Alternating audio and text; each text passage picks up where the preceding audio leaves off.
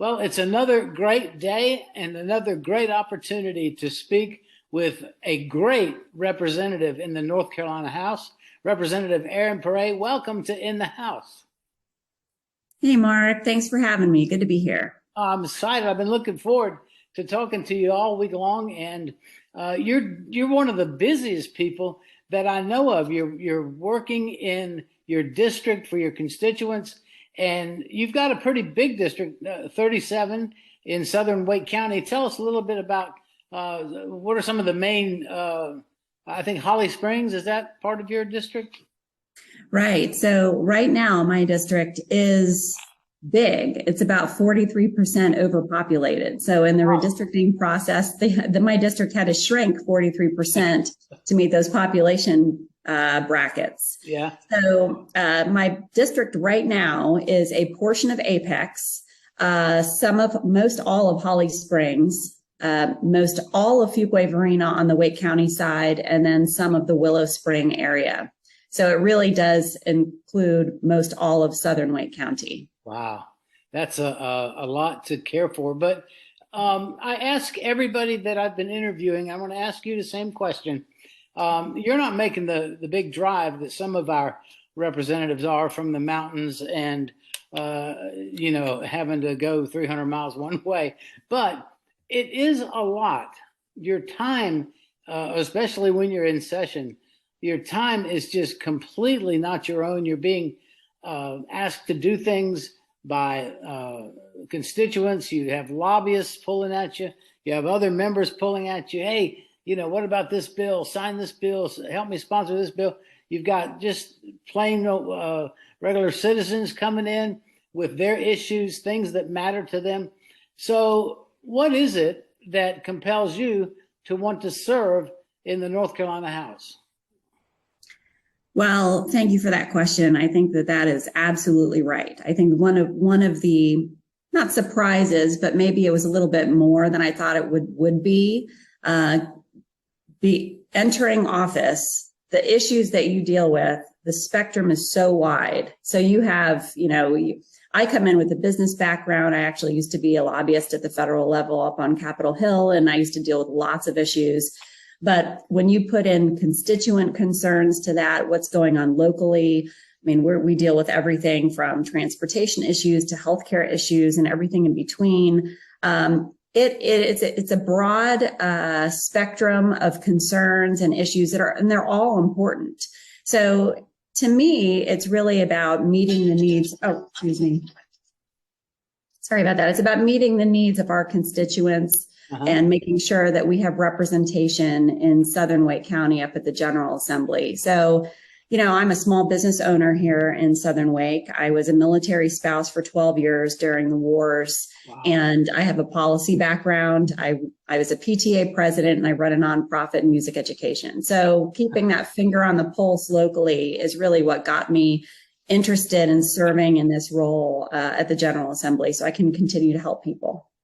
So you've been doing in some form or fashion what you're doing now in terms of helping people, listening to people, finding out what is important to them. And one of the things that is important that seems to have gotten overlooked over the years, but you came in and were able to put this in your sights and you took aim at this issue. And lo and behold, you got something done that has not been done in a long time. And that is you looked at House Bill 309, which you sponsored, was looking at folks that work in the school system, but aren't ordinarily included when we talk about getting raises. And you got it done. I mean, yay. That's a great thing because it's been something that's been needed to be done. Tell us about what you did there and how you were able to accomplish this.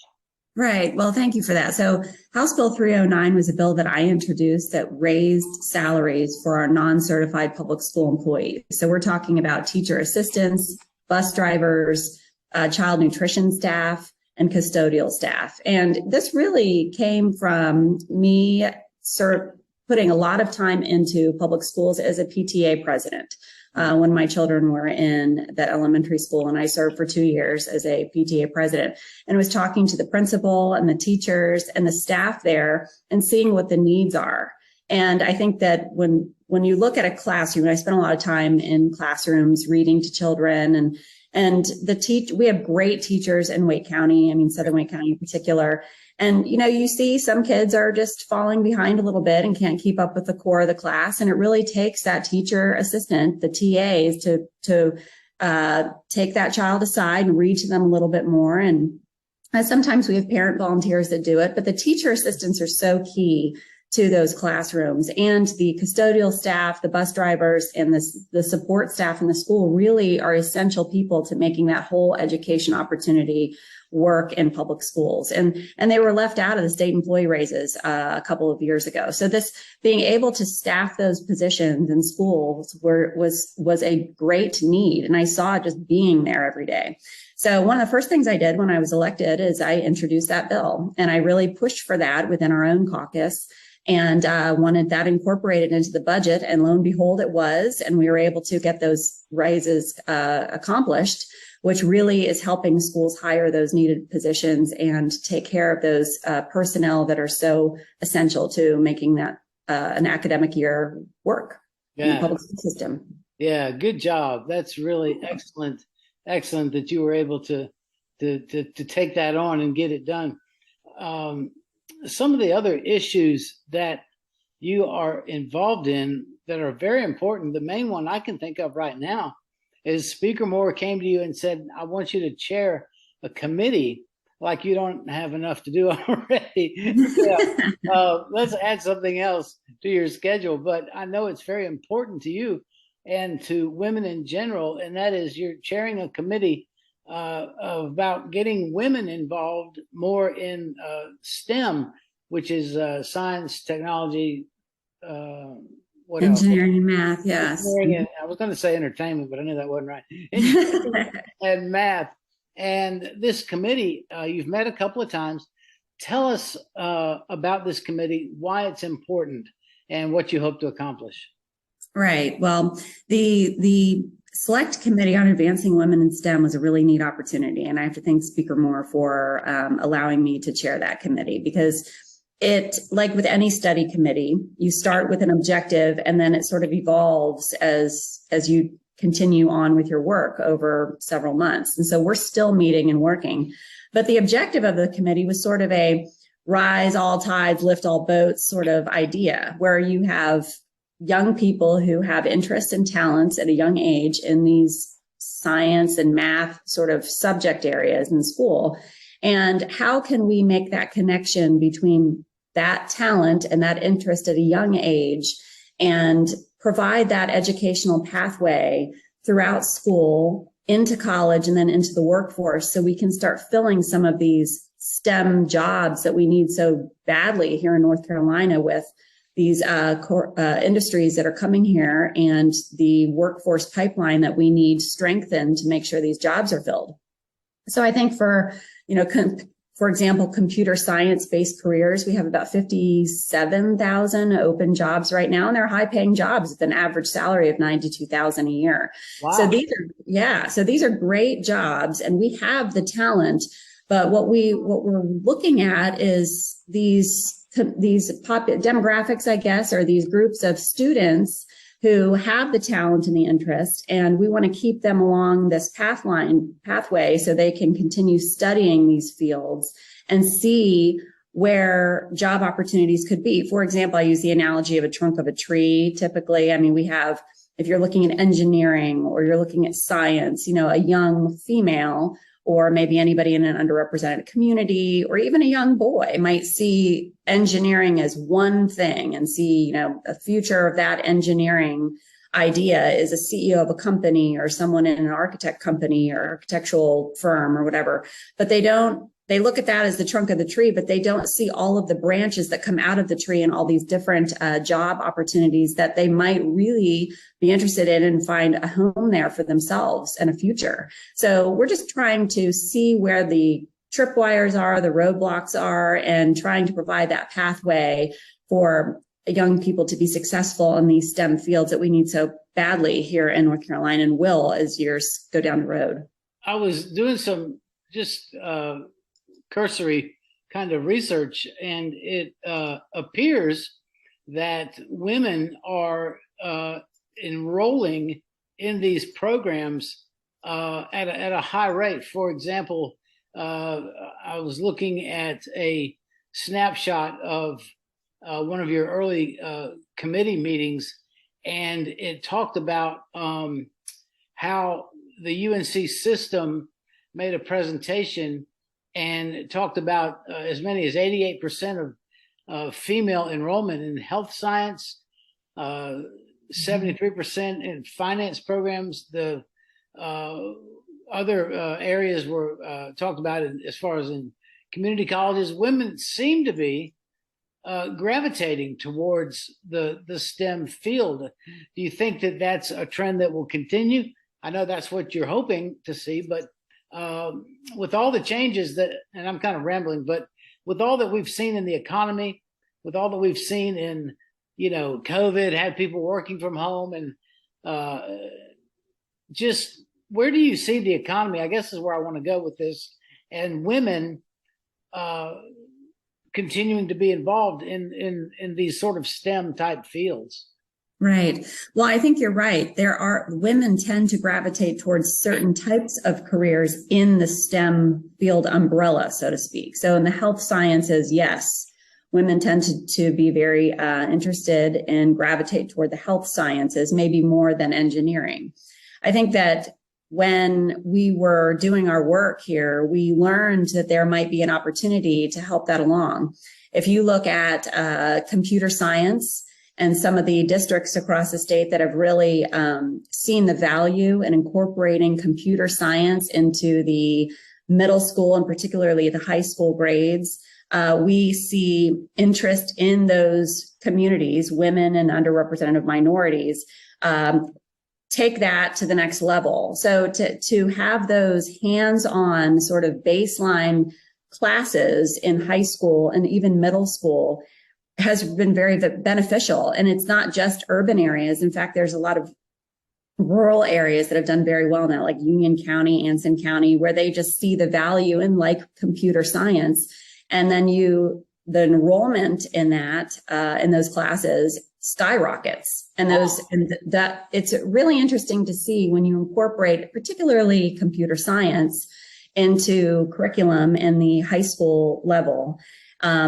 That is sort of helping forge that pathway into college and then beyond, where a lot of these careers that we're seeing come to North Carolina really need that foundation of computer science to be successful in those career paths. And so there is a proposal, Department of Public Instruction has presented this in committee, wanting computer science to be a core credit course in the UNC system, for example. And that way they can fuel some of these workforce needs if we can make that change. So of course we're looking closely at that and talking with the UNC system and these presentations we're seeing through the study committee about the value of perhaps making that change. And that's going to be an interesting development that we're following perhaps over the next coming months and the year ahead. So there's some really good opportunities. Yeah. Here for maybe some pilot programs in the school level, the high school, and maybe middle school level that can really help accomplish some of these goals. So we're really excited about it. It's been very interesting. Yeah, no doubt.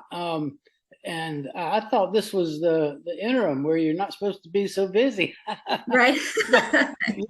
You're still going strong, but and I know that the people in your district appreciate the things that you are doing in the North Carolina General Assembly. And I wanted to go back to something you said. You said you had a business background.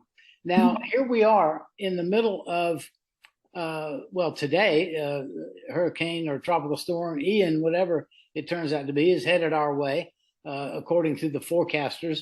And it made me think that, wow, the guys in the General Assembly, they're pretty smart. They got this budget put together, and there's a pool of money set aside in case we have a horrible, incident, wherein, like the flooding that we've had, and there's all this devastation. there's money set aside to deal with that. That's really smart. And what I wanted to ask you is, coming into the General Assembly, a lot of the framework for North Carolina's economy had already been set. In other words, if you go back to 2010, when the Republicans gained the majority, they came in 2011 with kind of a whole change of mindset. The Democrats had been spending and not being very successful with managing our state's money. The Republicans came in with tax reform and a much more prudent approach to spending. And so here we are 10 years later with, Forbes magazine saying we're the number one place in the country to do business. We've got Moody's saying we're leading the country. Business Facilities magazine says North Carolina is the best place to do business. And here you are with a business background. Did you just kind of seamlessly step in to an agreement with the way things have been done over the last 10 years? Or did you have any, thoughts that said, well, maybe we should do it differently? Right. Well, I think that first, the brilliance of fiscal conservatism is on display here for everyone to see. I mean, North Carolina is a leader nationwide in economic health and prosperity. I mean, like you mentioned, we're number one in the country for the best place to do business. And that's not by accident. I mean, that's because we have very smart people who are fiscal conservatives who are putting in place or have put in place over the last decade proper, effective budget and tax reform that have allowed our economy to grow, to create jobs, for small businesses to be successful. And I think that just shows the difference between leadership from the Democrats, where you saw when they were in charge, I mean, we were just out of control spending, not proper budget management. And it got us in trouble. I mean, when you're facing recessionary times, and that is your approach to state budgeting, I mean, what happens? You're going to have to cut back and furlough state employees, teacher pay cuts have to happen. It was terrible. Yeah. Now, when the Republicans came in, we had a different approach. We had a cost-wise mindset for state spending, cut taxes, keep them low, make sure that we are reforming our state regulations in a way that makes sense and smart, but also allowing these burdens on small businesses to be rolled back a little bit so we can, of course, protect public health and safety, but at the same time, not burden our businesses to a point where it is hindering success. And so saving for the future is also prudent and wise, and what we saw in our last budget. I mean, I think that when we put money aside for instances like we're dealing with right now with disasters, natural disasters, or state needs for the future, that's just smart. And I think it was very wise of our budget chairs to also put an inflationary reserve in place, or a savings reserve for inflationary times. Absolutely. So, I think what you have here is two different schools of thought on how to manage state finances. And I think with the Democrats and the Republicans, and I think what we're seeing is proof that the Republican mindset on budgetary accountability, tax reform, and budget fiscal management from a cost-wise state spending standpoint is what works. And I think that people are seeing that in North Carolina, that business owners are seeing that that's working. And I think that's why we're doing a great job. And I think people see that and are going to take that to the ballot box in November. Well, I certainly agree with you that I think that you guys are doing a really great job. Now, I was sitting here thinking, oh my goodness, I said you guys, and I'm talking to Representative Paré here. And so let me just go there.